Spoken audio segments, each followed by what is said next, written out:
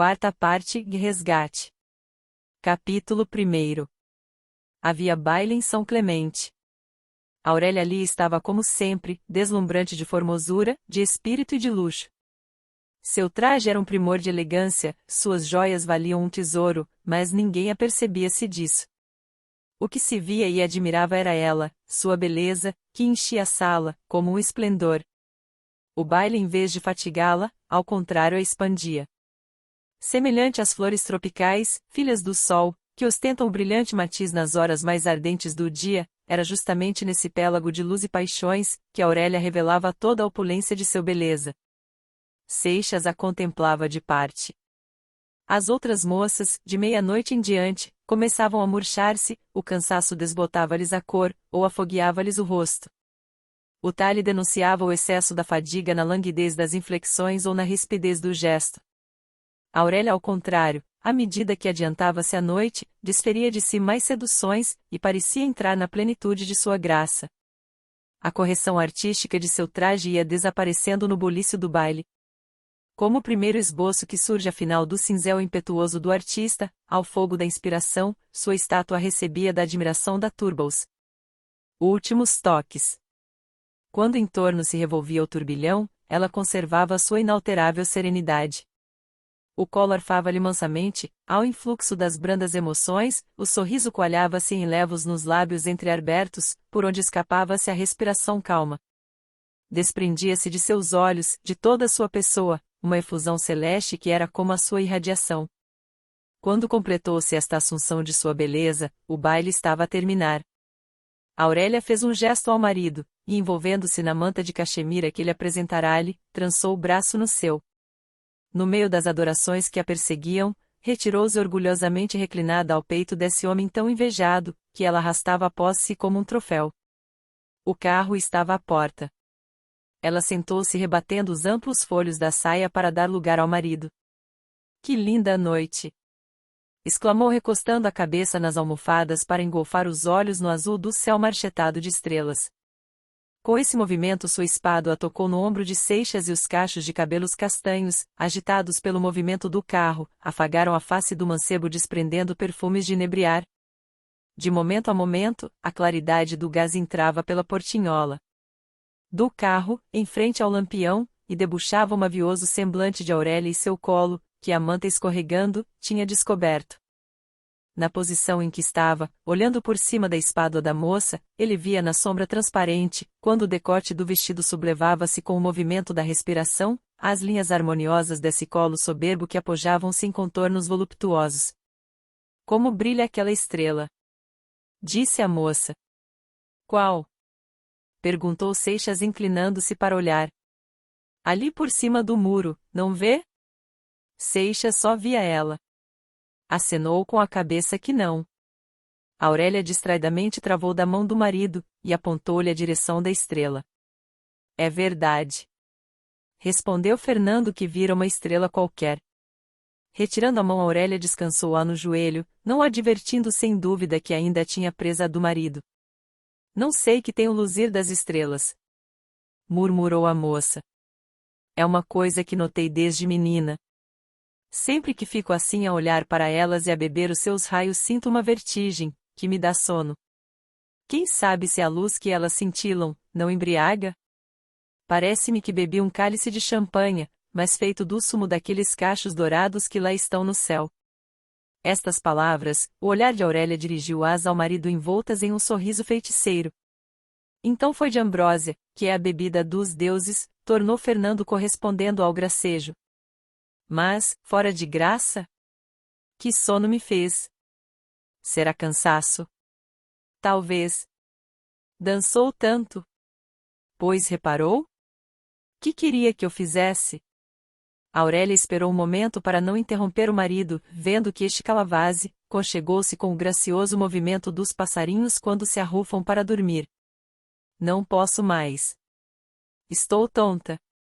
Derreou-se então para a almofada, a pouco e pouco, descaindo-lhe ao balanço do carro o corpo lânguido de sono, sua cabeça foi repousar no braço do marido, e seu hálito perfumado banhava as faces de Seixas, que sentia a doce impressão daquele talhe sedutor. Era como se respirasse e aurisse a sua beleza. Fernando não sabia que fizesse. Às vezes queria esquecer tudo, só para lembrar-se que era marido dessa mulher e a tinha nos braços. Mas quando queria ousar, um frio mortal trespassava-lhe o coração, e ele ficava inerte, e tinha medo de si. Todavia, ninguém sabe o que aconteceria se o carro não parasse tão depressa à porta da casa. Aurélia sobressaltou-se, caindo em si, retraiu-se para deixar que Seixas saltasse e lhe oferecesse a mão. Nunca me senti tão fatigada.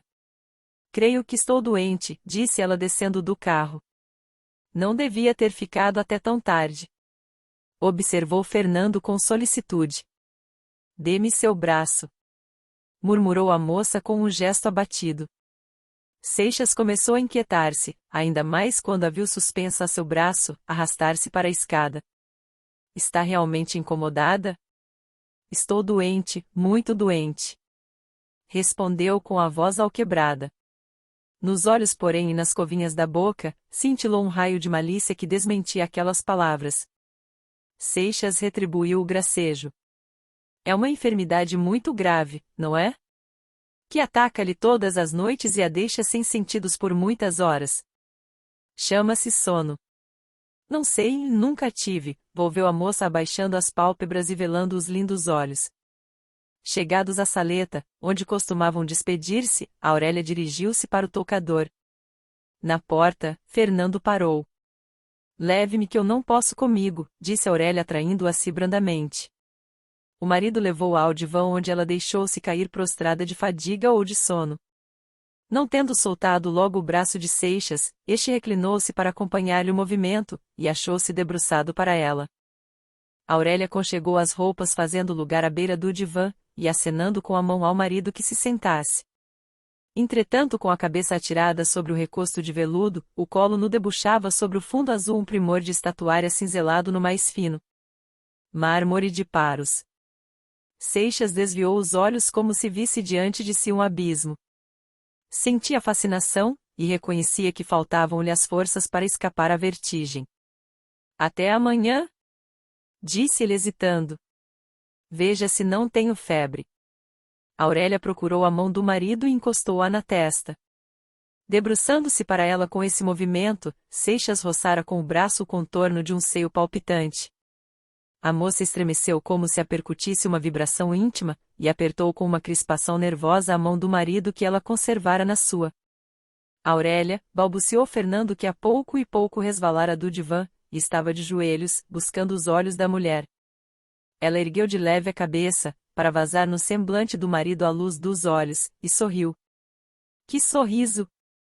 Uma voragem, onde submergiam-se a razão, a dignidade, a virtude, todas essas arrogâncias do homem. Seixas ia precipitar-se, mas os olhos de Aurélia o queimavam, e escapava daquelas pupilas cintilantes um fogo intenso que penetrava-lhe n'alma como lava em ebulição. Ele voltou o rosto para o lado da porta, como receoso de que estivesse aberta. Aurélia cerrara as pálpebras e atirara de novo a cabeça sobre a almofada, com esse delicioso abandono, em que o corpo remite-se depois de um excessivo exercício. Fernando na mesma posição contemplava a formosa mulher, que ele tinha ali, palpitante sob o seu olhar e ao contato do peito onde fervilhavam os frocos de renda do talhe do vestido, aflando ao vivo o ofego da respiração.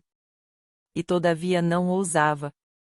Nunca, nos tempos em que lhe fazia o contrabando do amor, mulher alguma, por mais defesa que fosse a seu desejo, inspirou-lhe respeito, ou antes o susto, que o tolhia naquele momento junto de sua esposa.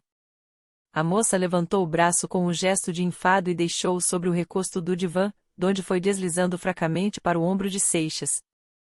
A doce pressão dessa cadeia que o cingia, ele vergou a cabeça e chegou a embeber a flor dos lábios nas tranças de cabelos que borbulhavam em anéis pelas espáduas e refluíam pela face de Aurélia. Mas a moça voltará a cabeça escondendo o rosto no acolchoado de veludo, com um gesto rápido, ao passo que retraíra a mão para velar a face. Bastou este movimento, que não passava talvez de frágil resistência da castidade, para reprimir o impulso de Seixas. Depois de um instante de perplexidade ia levantar-se, quando Aurélia surgiu arrebatadamente do torpor e languidez que a prostravam, e sentando-se no divã, obrigou o marido a ajoelhar-se de novo a seus pés. Apoiando-lhe então a mão na fronte, vergou-lhe a cabeça, e cravou-lhe no semblante um olhar longo, penetrante, que parecia submergir-lhe na consciência daquele homem, e sondar-lhe os arcanos. Não me engana. Ama-me, enfim? Perguntou ela com meiguice. Ainda não acredita? Venceu então o impossível? Fui vencido por ele. Essa felicidade não a tenho eu. Exclamou a moça erguendo-se do divã, e caminhando pela sala com o passo frouxo e a cabeça baixa. Fernando, que a seguia com olhar surpreso, viu-a aproximar-se de um quadro colocado sobre um estrado e contra a parede fronteira. A cortina azul do dossel correu, à luz do gás que batia em cheio desse lado, destacou-se do fundo do painel o retrato envolto inteiro de um elegante cavalheiro. Era o seu retrato, mas do mancebo que fora 2 anos antes, com o toque de suprema elegância que ele ainda conservava, e com o sorriso inefável que se apagara sob a expressão grave e melancólica do marido de Aurélia.